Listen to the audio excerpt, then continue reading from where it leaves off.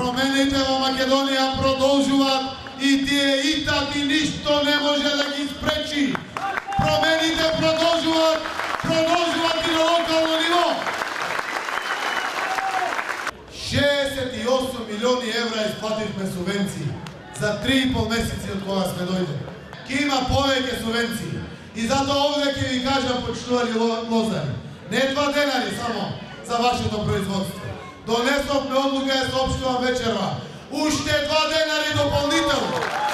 Уште 2 денари за овогодишното производство. Заради тоа што беше лоша година. Јас сум првиот премиер што доаѓа од село, што работел земјоделие и ја знае земјоделската мака. Ќе имате целата поддршка на светот. Заради тоа што тоа е нашиот ресурс за развој. Се уште во Неготино има рестрикции. Се уште граѓаните во 21 век, втора деценија, со шишиња, со канти, со буриња, носат вода дома.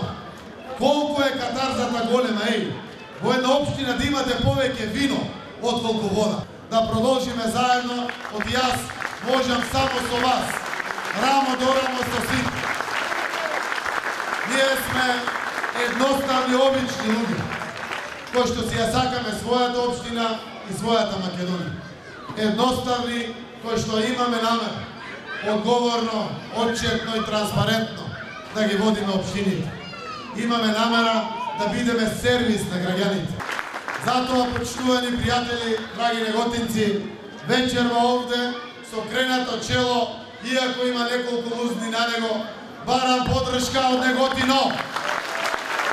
Барам поддршка да гласаме за број 19, да гласаме за Тони Делков и за Диме Велков, да гласаме за живот во Неготино, да гласаме